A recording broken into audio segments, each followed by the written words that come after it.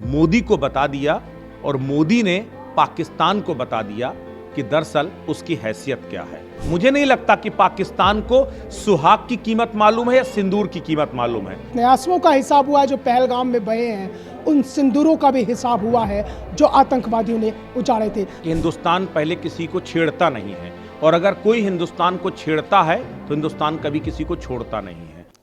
भारत माता की जय, जय हिंद। आमतौर पर पत्रकार अपने खबरों की शुरुआत नमस्कार के साथ करते हैं, लेकिन हम जय हिंद और भारत माता की जयकारे से कर रहे हैं क्योंकि ये नए जमाने का भारत है।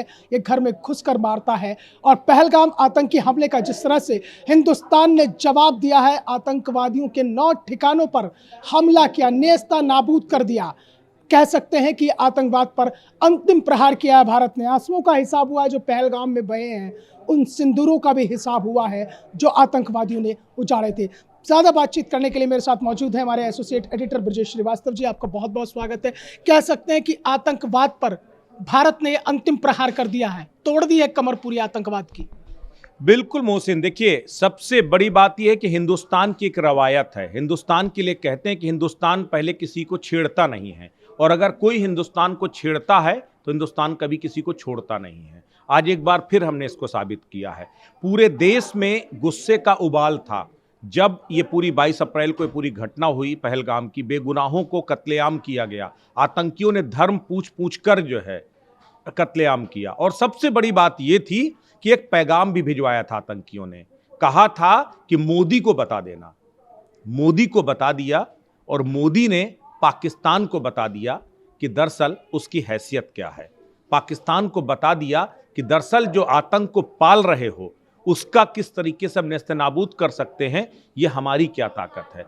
जिस तरीके से इस ऑपरेशन आपने सिंदूर नाम दिया, यह अपने आप में बेहद अहम है। सबसे बड़ी बात यह है कि मुझे नहीं लगता कि पाकिस्तान को सुहाग की कीमत मालूम है या सिंदूर की कीमत मालूम है, लेकिन यह हिंदुस्तान है जनाब। यहां एक चुटकी सिंदूर में लोग जो है यमराज से भी अपने पति के प्राण बचा करके ले आती है। ये यहाँ के सिंदूर की कीमत है और उसी सिंदूर की कीमत हिंदुस्तान की सरकार ने अदा किया है। किस तरीके ऑपरेशन सिंदूर नाम सिर्फ इसलिए दिया क्योंकि 24 सुहाग उजाड़े थे।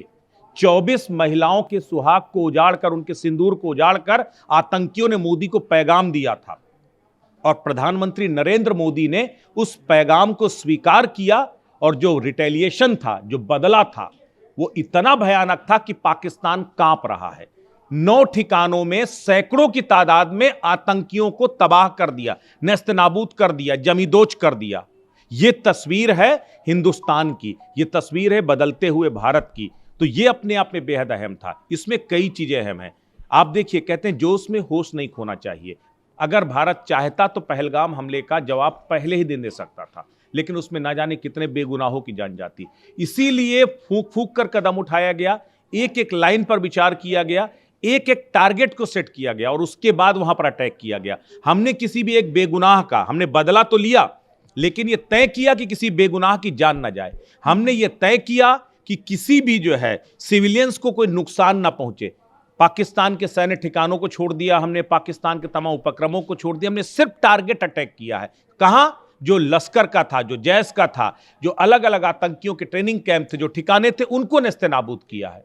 अच्छा ब्रजेश जी, एक सवाल इसमें यह है चलते चलते हमारी इस चर्चा के बीच में कि जिस तरह से हिंदुस्तान ने अटैक किया है, उसके बाद में अगर हम अत्याधुनिक हथियारों की बात करते हैं तो उसमें जो है JF-17 और F-16 जो पाकिस्तान का जेट था उसे मार गिराया पूरी तरह से, और जिसे लेकर विपक्षी दल खिलौना बता रहे थे, जिस पे कह रहे थे नींबू और मिर्च लटकी हुई है, उसी खिलौने को जिसे कह रहे थे राफेल को, उसने ही तबाही मचा दी। ये हिंदुस्तान का दुर्भाग्य है या फिर कहिए यहाँ की सियासत।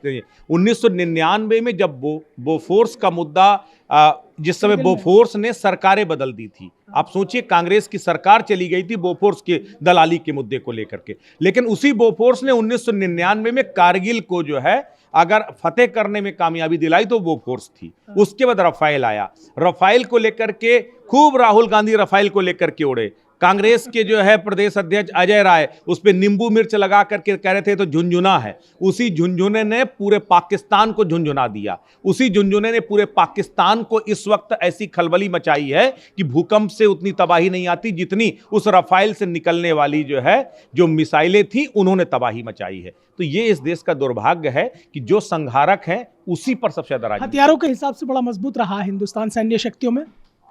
देखिए, हथियारों से ज्यादा कहते हैं कि अगर जॉकी अच्छा हो तो फिर लंगड़े घोड़े से भी रेस जीती जा सकती है। हथियारों से लड़ाई नहीं होती, लड़ाई होती है आपकी अपने आत्मविश्वास से, अपने विल पावर से। और प्रधानमंत्री नरेंद्र मोदी ने इसे एक बार नहीं, इसे बार बार साबित किया है कि अगर आपके अंदर आत्मरक्षा का जज्बा है तो फिर आप हथियार कमजोर भी हो तब भी आप देखिए, अभिनंदन ने मिग-21 से F-16 को मार गिराया था।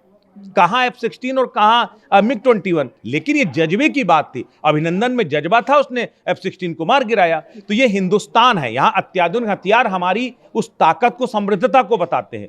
लेकिन पाकिस्तान के घर में घुस करके आतंकियों को ढेर करना, ये हमारी अपनी ताकत, हमारे आत्मविश्वास को बताते हैं। बिल्कुल जाहिर तौर पर ये हमारी ताकत, हमारे आत्मविश्वास को बनाता है कि जिस तरह से भारत ने घर में घुसकर पाकिस्तान को करारा जवाब दिया है। इसलिए कहते भी हैं कि जंग में कागजी अफराद से क्या होता है, हौसला जीतता है तादाद से क्या होता है।